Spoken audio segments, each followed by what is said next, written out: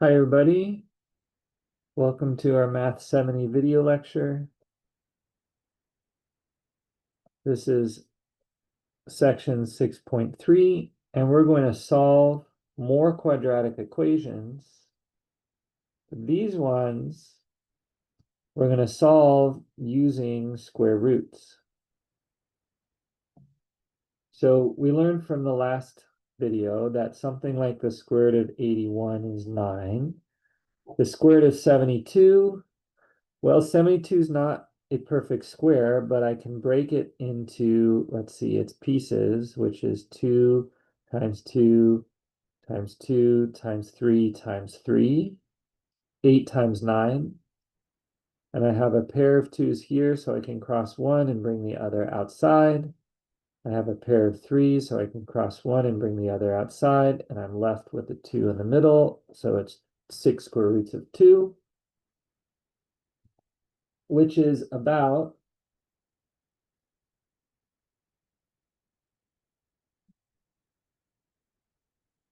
6 square roots of 2 is about 8.48, 8.49. All right, importantly, this is the square root operation. It always produces a positive, at least non-negative, because 0 is an option, but let's say a positive number. However, when you solve something like x squared equals 81, there are two solutions. Solving x squared equals 81 means find all x values that make the equation true. Now, in the previous chapter, or section, we would have solved this by factoring. And we would have said x squared equals 81. Let's subtract 81 from both sides, and we get x squared minus 81 equals 0. That's good. We want it to equal 0. And then we see this as a special case of x squared minus b squared. It's a difference of squares, and so I can write it as x minus 9 times x plus 9 equals 0. And that means I have two solutions. I have x equals 9 and x equals negative 9. When you solve a quadratic, except in very specific cases, there are two solutions. However, in a case like x squared equals 81, the factoring method is a little slow. So instead, let's square root the both sides. Let's take the square root of both sides, including the negative option. X squared equals 81. I take the square root of the left side and the square root of the right side, but I have to include both options, so I'm going to put a plus or minus there. And that means x is the positive square root of 81, or x is the negative square root of 81. Remember, a negative on the outside of the square root is fine. So x equals 9 or x equals negative 9, which is exactly what we got by factoring. This is the most common mistake when solving equations with the square root, is forgetting that you also have a negative possibility. Let's do another example. Let's do x squared equals 16. Rather than factoring, I'm just going to take the square root of both sides with the plus or minus, and I get x equals 4 or x equals negative 4. I should say solve. And now I've solved it. That's our basic time for extensions. What if I have something like 4x squared equals 100. There are two ways to do this, just like always.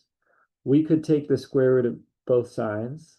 I guess just like always is not the right phrase, but often there's more than one way to solve a math question. So I could take the square root of both sides and then use what I know about square roots to say, aha, the square root of 4x squared, right? I have a couple of 2's and a couple of x's. So the square root of 4x squared is 2x. And the positive and negative square roots of 100 or 10 or negative 10. And I really want you to write both options. Do not write, even though it's mathematically correct, don't write plus or minus 10, because when you have extra work to do, it really helps to split into two possibilities. In fact, in a very real way, we could say that whenever we take a square root, we are splitting into two different universes. The universe where the square root is the positive number, and the universe where the square root is the negative number. And so we need to treat those universes separately. If 2x equals 10, then x equals 5. And if 2x equals negative 10, then x equals negative 5. And I have found my two solutions. Let's do another example.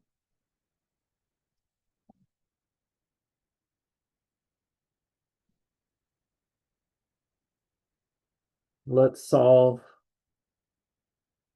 how about x plus 3 quantity squared equals 49?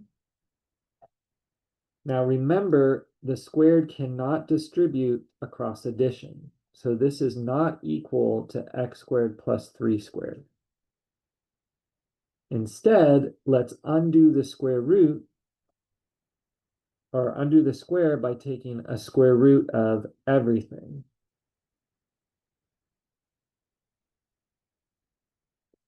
The square root of the squared terms cancel, and it leaves me with x plus 3 on the left, and that can equal 7, or x plus 3 can equal negative 7.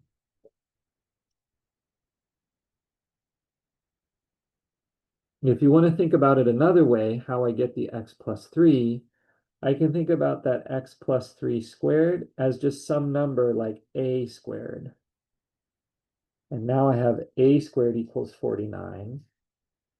And when I square root both sides, I have a equals 7 or a equals negative 7. But remember that a was the x plus 3. So I have x plus 3 equals 7 or x plus 3 equals negative 7. Anyway, I'm not done yet, because I'm solving for x. So I solve each of these equations for x, and I get that x equals 4 or x equals negative 10. Still two solutions, but they aren't just opposites of each other. In our previous two examples, we had the solutions were just opposites. But that's not guaranteed. You could have solutions that are just different numbers. In this case, one's positive and one's negative, but mostly they're just different numbers.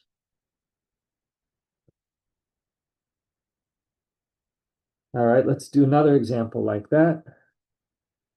Let's do the square root of x, or sorry, let's do x minus 1 squared equals, how about 64?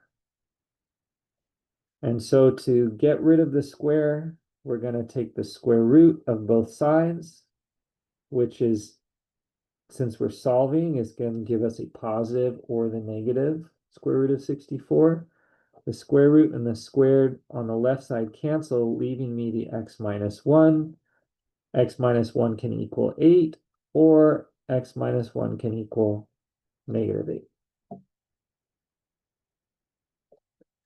And then I add 1 to both sides, and I have that x can equal 9, or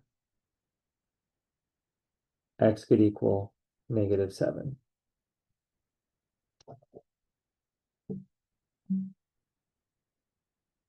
And let's do another example. Let's make this one kind of complicated. Let's do, let's see, 2x plus 7 squared equals 4. Don't know exactly what it's going to turn out to be, but that's all right. So square root both sides with the plus or minus, and I have 2x plus 7 equals either 2 or 2x plus 7 equals negative 2. Now I solve both of these equations for x. Here I get 2x equals negative 5, so x equals negative 5 halves. And here I get 2x equals negative 9, so x equals negative 9 halves. Two numbers that don't look particularly related. They both happen to be negative, but these are both solutions of the original equation. All right, last extension before we do some applications with this idea. So far, I've had my term squared equal a number. But you could have something like x squared plus 3 equals 52. Now, it's common to say I have an x squared term, so I need a square root. But if I tried to square root the x squared plus 3, the square root cannot split over addition. So this is still trapped. I cannot split the addition. I can't split the square root over the addition. So this way does not work. Instead, we isolate the squared term first. X squared plus 3 equals 52. I don't like that plus 3, so I'm just going to move it to both sides. And I have x squared equals 49. And now I'm back to a simple square root both sides, plus or minus square root of 49. And that tells me x equals 7 or x equals negative 7. And we can put this all together in basically the most complicated version you could see. Let's solve 3x minus 5 quantity squared plus 2 equals, I don't want 27, equals 102. Sure. So the first step is isolate the squared term. So I'm going to subtract 2 from both sides, and I have 3x minus 5 quantity squared equals 100. This is going to work out really well. Now I'm going to unwrap the square with the square root. So I'll take the square root of the quantity 3x minus 5 squared, and that's going to be the positive or the negative square root of 100. The square root and the squared cancel, which gives me 3x minus 5 equals 10, or 3x minus 5 equals negative 10. It's very important to write these as separate cases so you can solve them separately. Solve the first case for x, add 5 to both sides, and I get 3x equals 15, or x equals 3. Nope, x equals 5, because I divide both sides by 3. X equals 5, or add 5 to both sides, I get 3x equals negative 5, so x would be negative 5/3. These are the two values for x that solve my original equation. And I solved it by first isolating the squared term, then unwrapping the square, giving me two universes, and I solve for x in each of my universes. All right, it's time to use this idea for some applications. And the most common application for using square roots is working with triangles.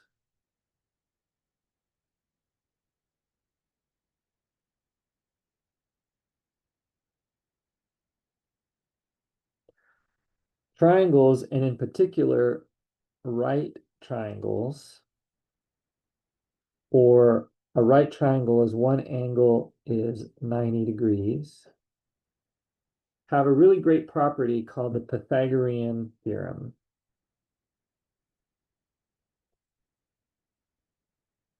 Which says if you take a triangle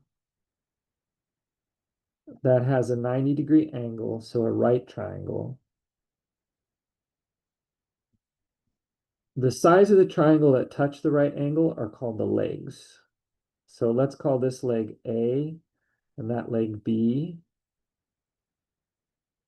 And the side of the triangle opposite the right angle is called the hypotenuse, which is the letter C. And the Pythagorean theorem says if you take the length of A and you square it, you take the length of B and you square it and you add those together, that's equal to the square of C. A squared plus B squared equals C squared. And there are a couple of triangles, well, there's a lot of triangles where these numbers are really nice. And one of those triangles has 3 and 4 as the legs and 5 as the hypotenuse, because 3 squared plus 4 squared is 9 plus 16, which is 25, and that's 5 squared. A squared plus B squared equals C squared. And this allows us to do what's called solving triangle. Solving a triangle means usually finding the side lengths. So let's use as an example a triangle where one of the sides is 5, one of the legs is 5, and one of the legs is 12, and we want to know the length of the hypotenuse. So we're going to solve and figure out what C is, and we know that since A squared plus B squared equals C squared, that 5 squared plus 12 squared is C squared. 5 squared is 25, 12 squared is 144, that's 169. So what we're asking is if C squared equals 169, solve for C. And that is solving a quadratic using a square root. We put the C squared inside a square root. When we solve that equation, we're going to get a positive and a negative. We're going to get two universes. Square root of 169 is 13. So C equals positive 13 or C equals negative 13. And then we ask, which universe are we actually living in? We live in the universe where side lengths are positive. So that side length is 13. There definitely could be other universes where hypotenuses are all negative, but that's not ours. Ours is the positive universe. All right, let's look at another example. Sometimes you know the hypotenuse, but you want to find out the legs of a triangle. What if we have a triangle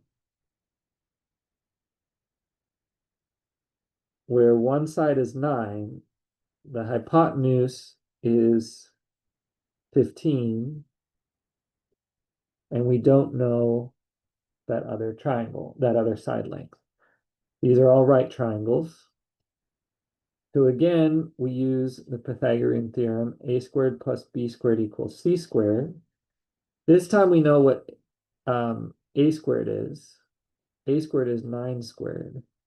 We don't know b squared, and we know c squared is 15 squared.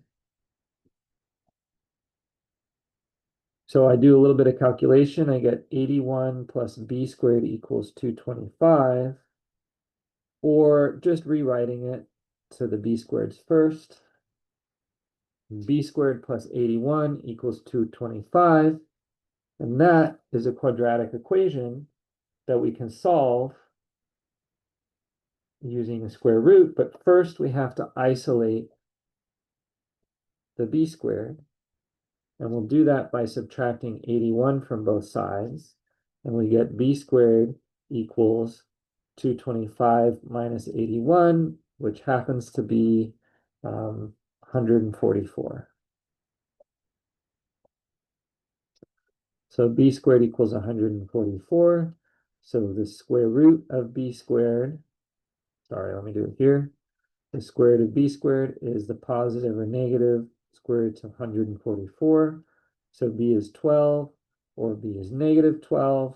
But in our universe, side lengths are always positive. So b is 12.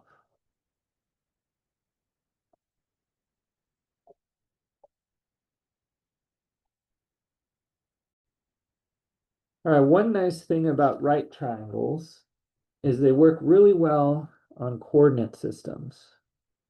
Let's take this coordinate system on the XY plane.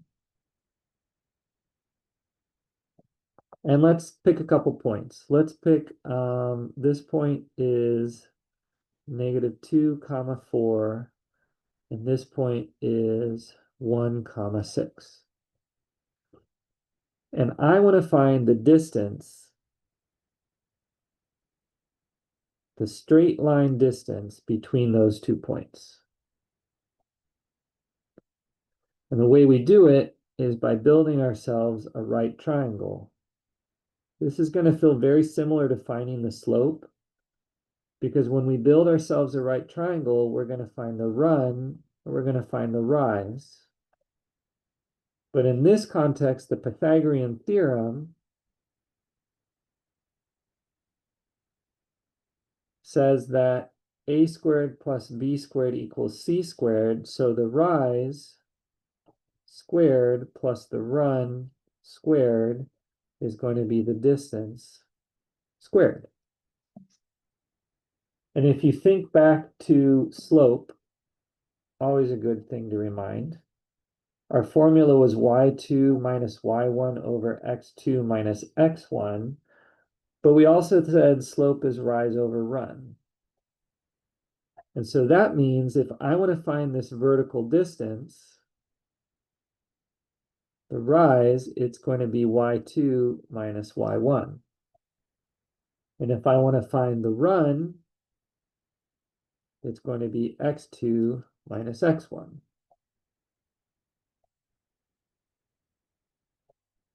So putting it all together, the distance squared is going to be y2 minus y1 squared plus x2 minus x1 squared. And so if I'm looking for the distance, it's the positive square root. And the reason it's the positive square root is because we live in a universe where distances are positive. It's more common to write the x term first. So I'm just going to change the order. x1 minus x2 minus x1 squared plus y2 minus y1 squared. And this is our distance formula. This formula comes up again and again in mathematics. The distance between 2 points is the horizontal distance squared plus the vertical distance squared, all under a square root. So let me redraw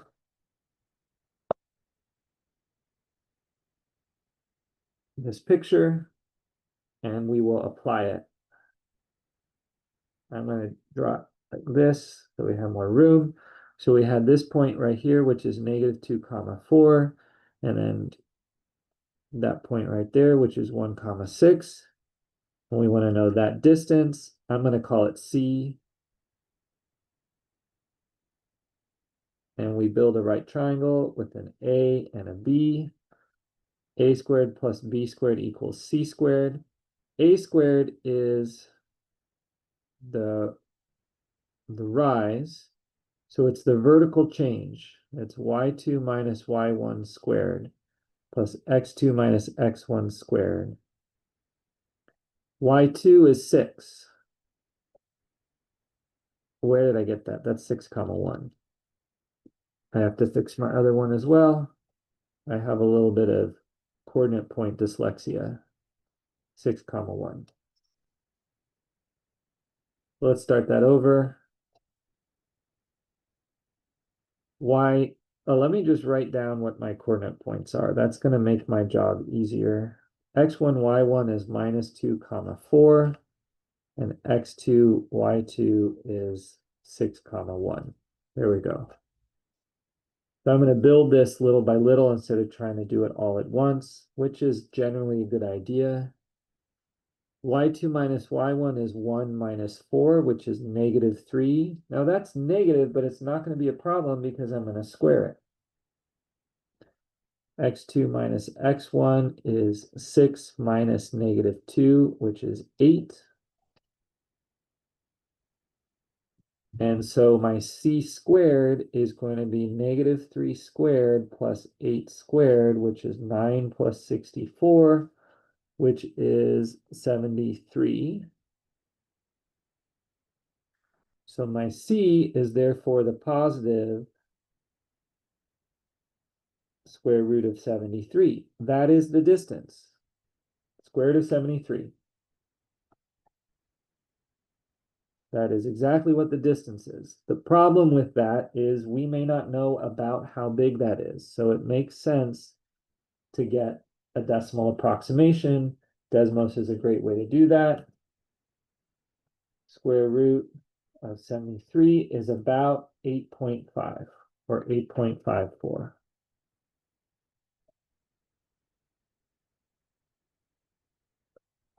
Let's do another example.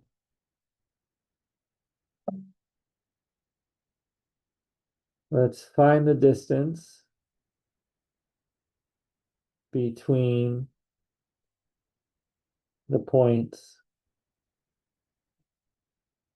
x1, y1 equals 2, negative 10, and x2, y2 equals negative 3, negative 1. I just made those up off the top of my head. Probably it's not going to be a nice whole number. It's probably going to be a square root of a number where we can only get a decimal approximation. Pictures aren't strictly necessary. We could do all of this without pictures, but the pictures can be helpful. 2, 1, 2, 3, 4, 5, 6, 7, 8, 9, 10. 2, negative 10 down here. And negative 3, negative 1 is here. So we want this distance, which we can think of as C, the hypotenuse of our right triangle, which we build there. So that's my A, and that's my B. And so I remember that A squared plus B squared equals C squared. A squared is my rise squared. B squared is my run squared. And the rise is y2 minus y1. And the run is x2 minus x1. And so I put my numbers in. Let's see. Y2 is negative 1. Oops. Let me get it down here. Y2 is negative 1. Y1 is negative 10. Minus negative 10. And I square it. That's a lot of negatives to keep track of. X2 is negative 3. X1 is 2. A lot of negatives to keep track of, but it's all going to end up positive because I'm squaring it. Minus 1 minus negative 10 is minus 1 plus 10. which is which is positive 9. And when you square it, you get 81. Minus 3 minus 2 is minus 5. And when you square it, you're going to get 25.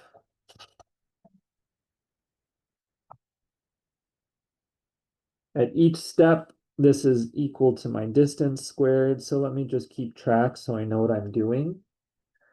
And I get 81 plus 25 equals c squared. 81 and 25 is 106, which equals c squared. So c, I can take the square root of both sides. The square root of c squared is the positive or negative square root of 106. And in this world, our distances are positive, so c equals the positive square root of 106. I don't know how big that is. I can't simplify it anymore because 106 is 2 times 53. I don't have any pairs of primes. But I can get an approximate value, and it's really helpful to have an approximate value. It's about 10.3. Because then we go back to our original and we ask ourselves, does it make sense that this distance is a little bit more than 10? Well, the A was about 9. Well, it was 9. And the B was 5. And so having something, longer than both, but not way longer, that makes sense. 10.3 would make sense to me. It's really important when you get an answer that you check it somehow. And when you are doing distances, the easiest way to check is just to ask, does the number make sense? Like if I got c equals 90, and I'm like 9, 5, and 90 makes no sense. And if I got c equals 2, and I said 9, 5, and 2, that would make no sense. But something a little bit bigger than either of these, that does make sense to me. All right, so this application uses triangles to look at points on a coordinate plane, but we can also use triangles to set up various different scenarios. For example, a ramp is, how about a ladder? A 10-foot ladder is propped against a wall, and the base is 4 feet away from the bottom of the wall.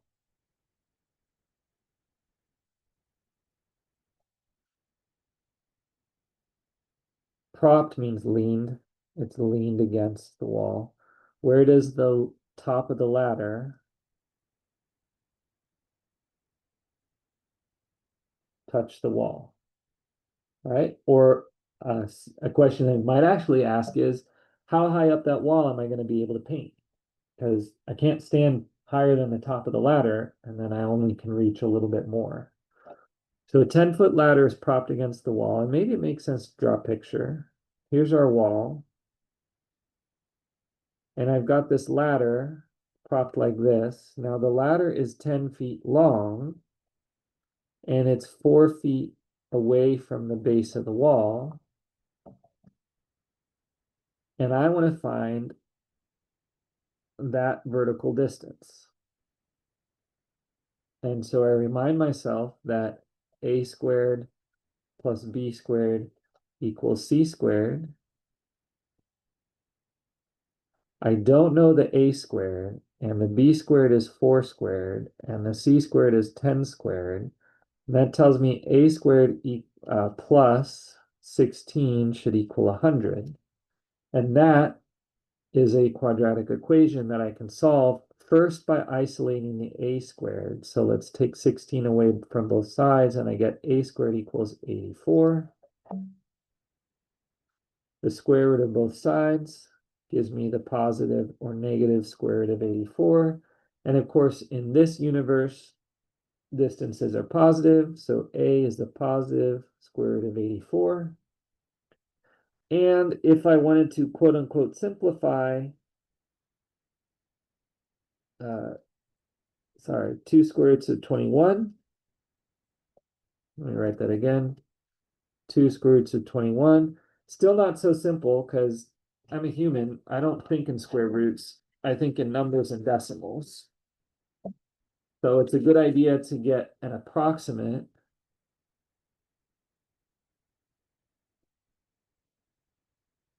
Square root of 84 is about 9.1 feet up.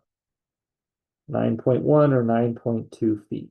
Units are important. When you start with units, end with units. And then I asked myself, does that make sense? Yeah, 10-foot ladder, lean against a wall. It can't reach 10 feet tall because it's leaning. But my picture, which is roughly accurate, I think 9.2 is a reasonable number. All right, that'll do it for this video. Thanks for watching.